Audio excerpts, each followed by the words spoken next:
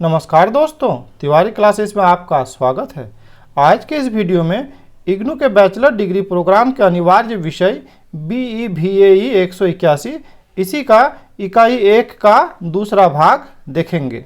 आप जानते हैं कि इस सब्जेक्ट में MCQ बेस्ड क्वेश्चन आता है ना। 50 MCQ क्वेश्चन रहता है जिसको आपको हल करना है, ठीक है। और ये भी आप जानते हैं कि इस सब्जेक्ट को जो पढ़ना है तो उसी टाइप से पढ़ना है ताकि आपका MCQ का सारा कॉन्सेप्ट क्लियर हो जाए। तो उसी के आधार पे वीडियो को बनाने का प्रयास किया गया है ताकि कॉन्सेप्ट समझने के साथ साथ आपका जो MCQ है उसका भी तैयारी अच्छे से हो जाए। तो आज का जो पहला टॉपिक है वो है समपोषणीयता और सतत विकास की संकल्पना।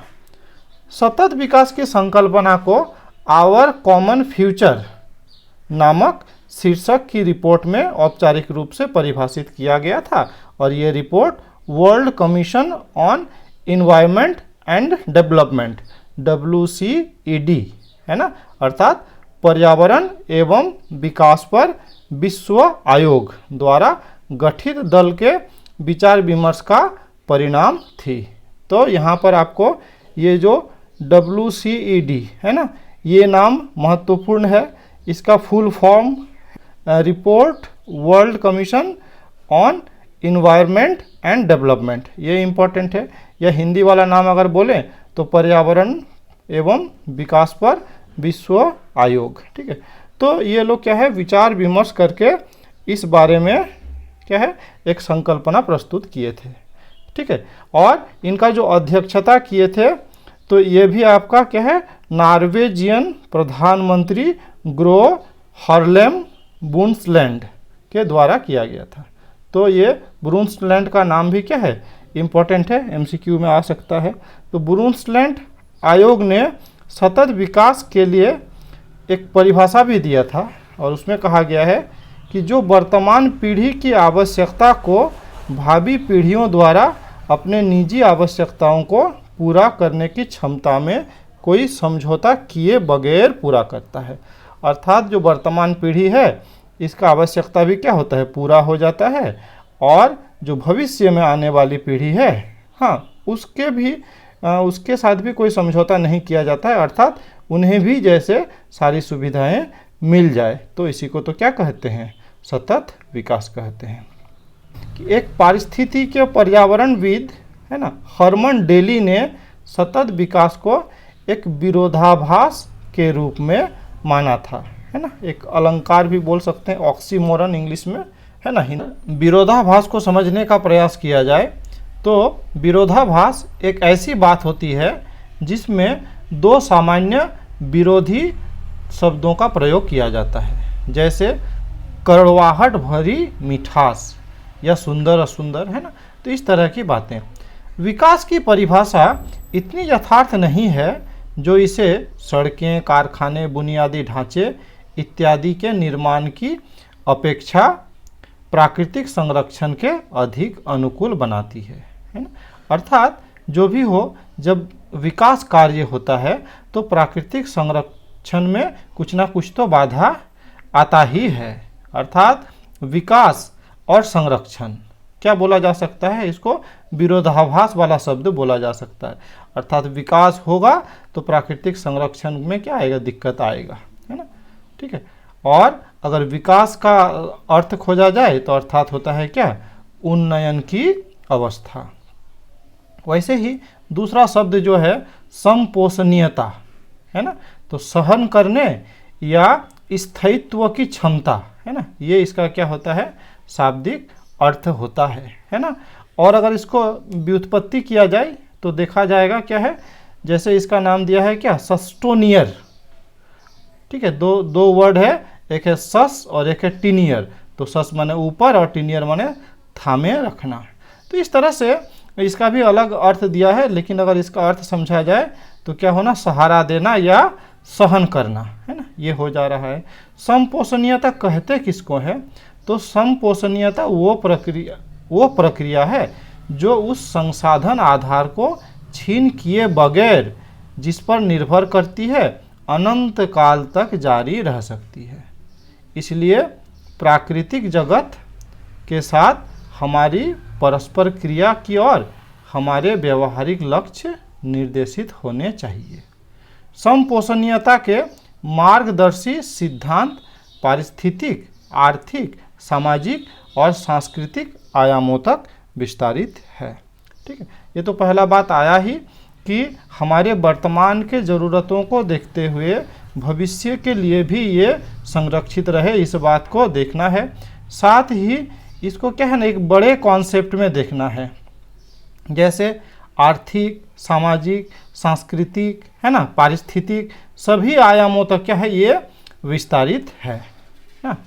सतत विकास की संकल्पना को अंतर्राष्ट्रीय, राष्ट्रीय और स्थानीय स्तर पर अब भली प्रकार से स्वीकार कर लिया गया है ना, और करने का ज़रूरत भी है। पूरा दुनिया को भी साथ आना है, हर देश को प्रयास करना है, हर क्षेत्र के स्थानीय लोगों को भी क्या करना है, प्रयास करना है। पहली बार 1992 में, है ना, रियो सम्मेलन, रियो डी जेनेरियो जो बोलते हैं ना, तो वहाँ पे लंबी बहस हुआ इस बारे में, सतत विकास की संकल्पना को लेके, है ना। पहली बार ऐसा हुआ और पूरा विश्व स्तर पर तक क्या है एक वैकल्पिक मॉडल के रूप में सामने उभर कर आया, एक रोड मैप बना। बोल सकते हैं कि पूरा विश्व भर के लोगों ने ये निर्णय किया कि किस तरह से हमारे जो पर्यावरण है उसको ठीक से सुरक्षित रखा जा सकता है। ठीक है, सतत विकास की संकल्पना को साकार करने में पारंपरिक रूप से 3 प्रमुख विषयों की प्रक्रियाओं से सरोकार है ना।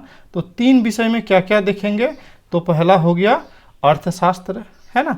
तो अर्थशास्त्र का विषय मुख्य रूप से वृद्धि, सक्षमता, संसाधनों के इष्टतम उपयोग से संबंधित है। वहीं अगर दूसरा विषय समाज विज्ञानी, है ना, समाज विज्ञान से सोचा जाए तो मुख्य रूप से मानवीय आवश्यकताओं, समता, सशक्तिकरण तथा सामाजिक मेल मिलाप जैसी अवधारणाओं पर केंद्रित है ना। वैसे ही अगर पारिस्थितिकी का बात किया जाए तो पारिस्थितिकीविद प्राकृतिक पर्यावरण के संरक्षण से सर्वाधिक सरोकार रखते हैं। तो मिला जुला के क्या देखा जा रहा है कि ये जो तीनों ही रूप है, तो तीनों ही रूप क्या है, काफ़ी महत्वपूर्ण है ना। आगे अलग अलग तरह से बताया भी गया। हाँ, कुछ लोगों ने इस प्रक्रिया को नकार भी दिया, लेकिन फिर भी क्या है, अभी तक ये सर्वमान्य है। इस चित्र से ये बहुत ही अच्छे से स्पष्ट हो सकता है। तो हम लोग देखेंगे क्या कि अर्थशास्त्र भी इसके साथ है, पर्यावरण भी है, पारिस्थितिकी भी है, आर्थिक संबंध भी है, और सब मिला के जो हो रहा है वो क्या हो रहा है, सतत विकास हो रहा है, जो कि क्या है, काफ़ी महत्वपूर्ण है और इसी पर क्या है, ध्यान देने की आवश्यकता है। साथ ही जैसे क्या है, ऐसी नीतियां और कार्य जो शिशु मृत्यु दर को कम कर दे, परिवार नियोजन की उपलब्धता को बढ़ा दे, वायु की गुणवत्ता बेहतर बना दे, है ना, आर्थिक अधिक मात्रा में शुद्ध जल प्रदान करे, प्राकृतिक पारिस्थितिक तंत्रों का संरक्षण करे, सुरक्षा करे, मृदा अपरदन को कम करे, पर्यावरण में विषाक्त रसायनों की निर्मुक्ति को कम करे, जो सभी समाज को सही दिशा में एक सतत विकास की ओर ले जाए, है ना। ये सब अगर हो जाता है तो हम लोग ये बोल सकते हैं कि ये सतत विकास का काम हो रहा है ना। शिशु मृत्यु दर कम करना, है ना, परिवार नियोजन की उपलब्धता को बढ़ा देना, है ना, वायु को क्या करना, जैसे ज़्यादा अशुद्ध ना हो इस बात को ध्यान देना, है, शुद्ध जल मिलना, ठीक है, प्राकृतिक पारिस्थितिक तंत्रों का संरक्षण करना, मृदा जैसे कटाव ना हो, मिट्टी का कटाव कम हो, इस पर चर्चा करना, हाँ, ये काम करना, विषाक्त रसायनों से क्या करना, मुक्त करना। अगर ये सब ठीक ठाक हो जाए तो कहा जा सकता है कि ये क्या हो रहा है कि सही विकास की ओर हम लोग बढ़ रहे हैं। इस वांछित लक्ष्य को प्राप्त करने के लिए समुदायों को कुछ रूपांतरण करने पड़ेंगे, है ना, सबका ये दायित्व है। जैसे एक जनसांख्यिकीय परिवर्तन, आप जानते हैं कि जनसंख्या ये अगर अधिक बढ़ जाता है तो क्या होता है, हम लोगों का कोई भी प्लान सक्सेस नहीं हो पाता है। इसलिए ज़रूरी है कि जनसंख्या को क्या रखा जाए, स्थिर रखा जाए। वैसे ही एक संसाधन परिवर्तन, अर्थात ऐसी अर्थव्यवस्था की ओर जो पूरी तरह से वृद्धि अभिभूत न होकर प्रकृति की सृजनात्मकता पर अधिक भरोसा करे और पारिस्थितिक तंत्र की पूंजी को छीन होने से बचाए। अर्थात सिर्फ आर्थिक उन्नति को ही न देखे, हाँ, प्रकृति को, पर्यावरण को, पारिस्थितिक तंत्र को भी ध्यान दे, है ना। वैसा ही अगर प्रौद्योगिकी परिवर्तन का बात बोलते हैं तो प्रदूषण गहन आर्थिक उत्पादन से पर्यावरण, है ना, हितैषी प्रक्रियाओं की ओर, अर्थात प्रदूषण से अब किधर जाना, जिधर में प्रदूषण नहीं है, प्रदूषण रहित कार्य, उस ओर बढ़ना। वैसे ही राजनीतिक सामाजिक परिवर्तन भी जरूरी है, कुछ सामाजिक सामुदायिक परिवर्तन भी जरूरी है। ठीक है, तो क्या किया जा सकता है इसके लिए? तो सबसे पहले जनसंख्या को मंदित करना, अर्थात जनसंख्या को क्या करना, कम करना। वैसे ही गरीबी, असमानता और तीसरी दुनिया के श्रेणी को खत्म करना। अर्थात क्या है, ये जो अवस्था है कि ये देश अल्प विकसित है, ये विकासशील है और ये विकसित देश है ना। तो ऐसा सुविधा प्रदान करना सभी देशों में, ताकि ये जो ज़्यादा भेदभाव है ये रोका जा सके, है ना। तो ये भी महत्वपूर्ण है। वैसे ही कृषि को दीर्घोपयोगी बनाना, अर्थात इस तरह का खेती करना कि जो मृदा है तो मृदा का क्वालिटी अभी जैसा है फ्यूचर में भी वैसा ही बना रह सके, जैसे खराब ना हो जाए। वैसे ही वनों तथा अन्य पर्यावासों का भी संरक्षण है, विशेष ध्यान देना है ना। इसमें जैसे बंजर भूमि है उसको फिर से कैसे उसमें क्या किया जा सकता, वन लगाया जा सकता है ना। किस तरह से सजीव संसाधनों का संरक्षण किया जा सकता है, ग्रीन हाउस गैसों को कैसे रोका जा सकता है ना। ग्रीन हाउस गैस मुख्य रूप से क्या है, कार्बन डाइऑक्साइड, इंपॉर्टेंट है ना, कि ग्रीन हाउस गैस किसे कहते हैं, तो मुख्य रूप से कार्बन डाइऑक्साइड, और भी कुछ है लेकिन ये मेन है। वैसे ही ओजोन परत जो क्या हो रहा है, धीरे धीरे क्षय हो रहा है, इसका भी नियंत्रण करना जरूरी है। साथ ही वायु प्रदूषण हो गया, भूमि निम्नीकरण हो गया, है ना, ऊर्जा के और खनिजों के क्षय हो गया, तो ये सबको भी कम करने का ज़रूरत है। वैसे ही अगर बात करें तो जल और ऊर्जा के उपयोग को दीर्घोपयोगी बनाना, है ना। अर्थात जो जल का हम लोग उपयोग करते हैं तो ये जानते हैं कि धरती में क्या है, बहुत ज़्यादा पानी है ना। हम लोग बोलते हैं क्या कि 2/3 भाग पानी से भरा हुआ है, लेकिन जितना पानी है उसका सिर्फ 1 से 2% ही है जो पीने योग्य पानी है। अर्थात इन क्या है, जल का संरक्षण करना भी ज़रूरी है, नहीं तो क्या हो जाएगा, ऐसा भी समय आ जाएगा कि पीने लायक पानी बचेगा ही नहीं, है ना। तो ये ज़रूरी है। साथ ही ऊर्जा वगैरह का जो उपयोग करते हैं तो इस तरह से उपयोग किया जाए ताकि उसमें प्रदूषण कम हो, है ना। जो नवीकरणीय संसाधन है, नवीकरणीय अर्थात जिसका एक बार उपयोग करने के बाद फिर से उसका उपयोग किया जा सके, है ना, उसको नवीकरणीय बोलते हैं। जैसे अगर हम लोग सौर ऊर्जा का बात करते हैं, है ना, तो आज मानिए सौर ऊर्जा का हम लोग उपयोग कर भी लिए तो कल फिर से सूरज आएगा और फिर से हम लोगों को क्या होगा, वो ऊर्जा मिल सकेगा। तो इन सब बातों को क्या करना है, ध्यान देना है। जल का दुरुपयोग संभव बनाना, है ना, जल को प्रदूषण से बचाना, है ना, जल का जो गुण है उसको बरकरार रखना, ठीक है, ताकि अभी तो हम लोग उपयोग करते ही हैं लेकिन फ्यूचर के लिए भी बचा रह सके, या फिर बोल सकते हैं जो भूमिगत जल स्तर है इसको भी बनाए रखना, ऐसा काम करना जिससे क्या है कि ये जल स्तर धीरे धीरे नीचे न चले जाए। अपशिष्ट उत्पादन कम करना, अपशिष्ट जो पदार्थ है ना, जो जल प्रदूषण और वायु प्रदूषण को करते हैं उसको थोड़ा सा कम करना ताकि ये समस्या क्या है, कम रहे, है ना। तो इस तरह से क्या है, एक बड़ा कॉन्सेप्ट है ना, जिससे क्या हो सकता है, सतत विकास को आगे बढ़ाया जा सकता है ना। तो पर्यावरण अध्ययन का अगर बात करें तो ये क्या है, बहुत बड़ा सब्जेक्ट है ना। इसमें क्या है, आपका जैविक घटक है, अजैविक घटक है ना, सबको मिलके देखना है। कहा यह जा सकता है कि पर्यावरणीय अध्ययन की वो शाखा है जिसमें पर्यावरण की नैसर्गिक अथवा प्रेरित परिवर्तनों और सजीव पर उसके प्रभाव का अध्ययन किया जाता है। देखिए अच्छा ये परिभाषा है ना कि पर्यावरण अध्ययन में हम क्या पढ़ेंगे, तो पर्यावरण के नैसर्गिक अथवा प्रेरित परिवर्तनों को पढ़ेंगे जो क्या है, सजीवों पर उसके प्रभाव, इसी का अध्ययन किया जाता है इसके अंतर्गत। अर्थात जो पर्यावरण है और जो सजीव है है ना, उसका आपस के बीच का क्या अंतर संबंध है और एक दूसरे पर क्या प्रभाव डालते हैं, इसी को पढ़ते हैं। अगर बोला जाए तो ये अध्ययन क्या है, एक बड़ा सा क्षेत्र है, ज्ञान का बड़ा सा क्षेत्र है, जिसमें वो प्रत्येक सरोकार सम्मिलित है जो किसी जीव को प्रभावित करता है ना। मानवीय दृष्टिकोण से इसका अर्थ है कि ये अनुप्रयुक्त विज्ञान है जिसमें उन सभी संभावितों उत्तरों को जानने का प्रयास किया जाता है जो मानव को पृथ्वी पर उसकी सभी सीमित संसाधनों के साथ दीर्घोपयोगी बनाते हैं।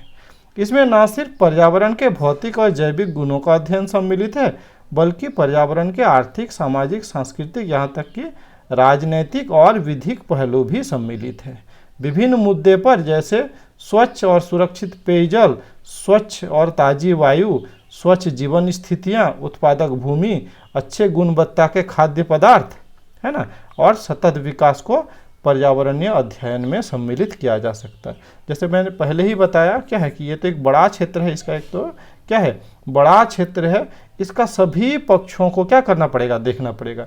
हाँ, जैसे आर्थिक पक्ष, सामाजिक पक्ष, सांस्कृतिक पक्ष, राजनीतिक पक्ष, विधिक पक्ष, सब देखना है ना।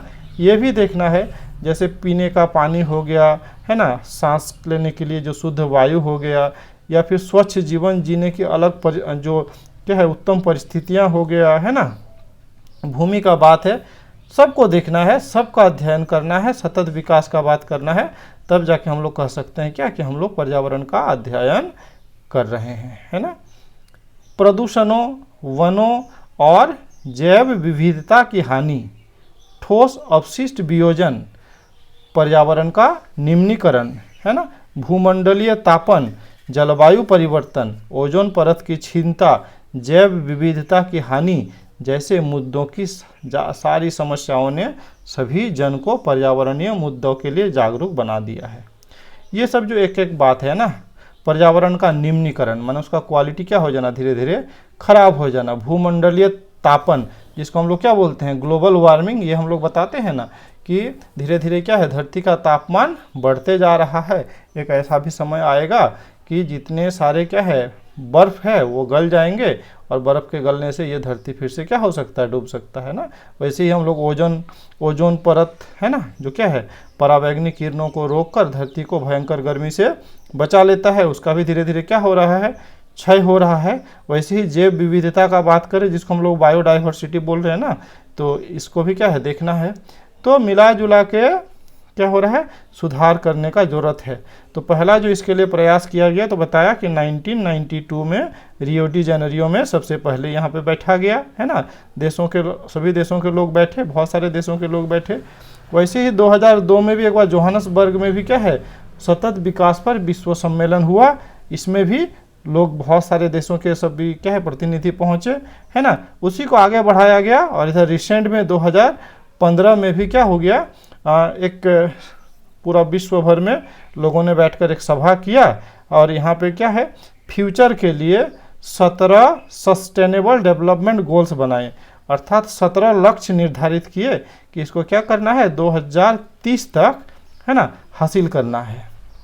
और वो लक्ष्य क्या है, जैसे पूरे विश्व से गरीबी को क्या किया जाए, ख़त्म किया जाए, भूखमरी को समाप्त किया जाए, खाद्य सुरक्षा मिले, सबको स्वस्थ जीवन जीने का क्या मिले, मौका मिले, सभी का स्वास्थ्य का क्या हो, सुरक्षा हो, स्वस्थ जीवन देने का, जीवन के लिए क्या हो, बढ़ावा मिले, है ना, समावेशी एवं न्याय संगत गुणवत्ता युक्त शिक्षा निश्चित किया जाए, सभी को शिक्षा का अवसर मिले, हाँ, लैंगिक समानता प्राप्त हो।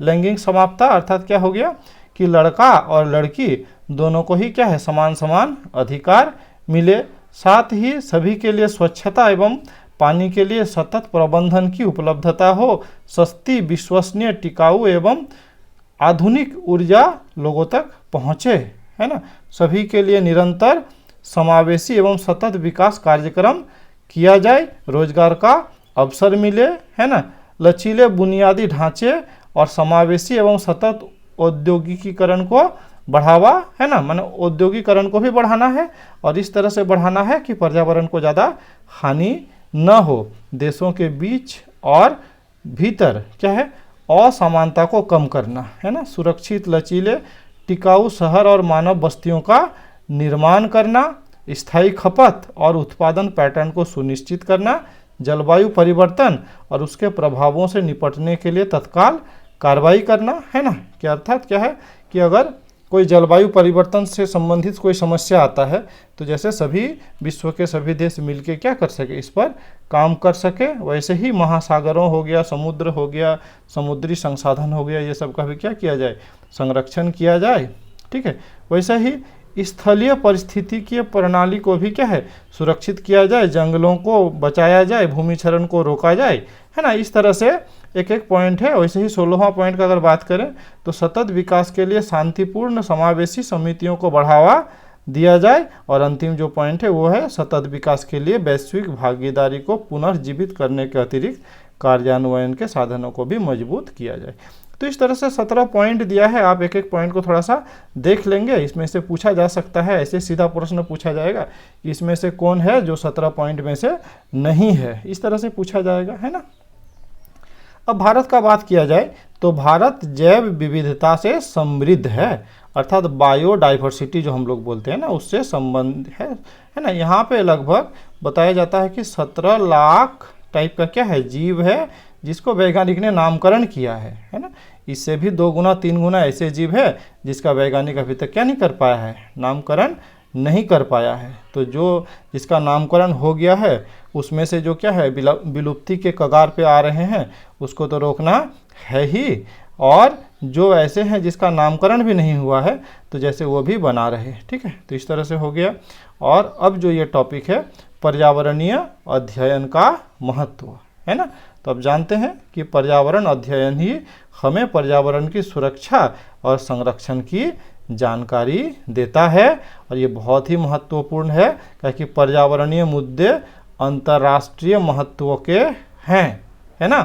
ये नहीं कि ये स्थानीय रूप से कोई प्रभाव डालेगा, है ना। पर्यावरण बिगड़ा तो क्या हो जाएगा, भूमंडलीय तापन, अर्थात क्या हो गया, धरती का तापमान बढ़ जाना।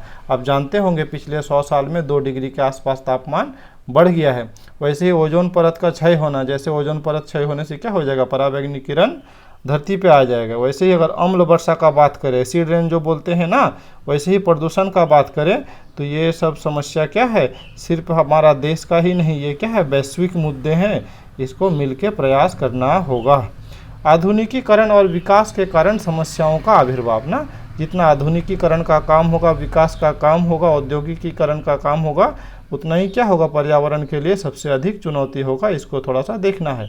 जनसंख्या में विस्फोटक वृद्धि, आप जानते हैं कि भारत जैसे देशों में तो ये बहुत ही क्या है, खराब स्थिति है ना। क्षेत्रफल की दृष्टि से भारत भले ही विश्व में 7वां स्थान रखता है, लेकिन जनसंख्या की दृष्टि से दूसरा स्थान रखता है। और आप कह सकते हैं कि पूरी दुनिया में जितने लोग हैं उसका 16 से 17% सिर्फ भारतीय हैं, अर्थात 16% लोग इस 2.5% भूमि में रहते हैं। तो अब समझ लीजिए कि कितना बुरा परिस्थिति है और इस पर कंट्रोल करने का बहुत ही ज़रूरत है। वैकल्पिक समाधान की भी क्या है, आवश्यकता है, खोजने की ज़रूरत है ना। वैसे ही विकास की विवेकपूर्ण योजना की भी आवश्यकता है। इस तरह का योजना बनाने की ज़रूरत है जो क्या हो, थोड़ा सा विवेकपूर्ण तरीके से बनाया जाए, ताकि क्या है, वर्तमान जो ज़रूरत है इसको भी पूरा किया जा सके और फ्यूचर का जो नीड है उसको भी क्या है, बचाया जा सके। तो इस प्रकार आज की इस वीडियो में इतना ही। अगर वीडियो अच्छा लगा तो लाइक शेयर कर सकते हैं, साथ ही अगर इस चैनल में नए हैं तो चैनल को सब्सक्राइब कर सकते हैं। इस वीडियो में मेरे साथ बने रहने के लिए बहुत बहुत धन्यवाद।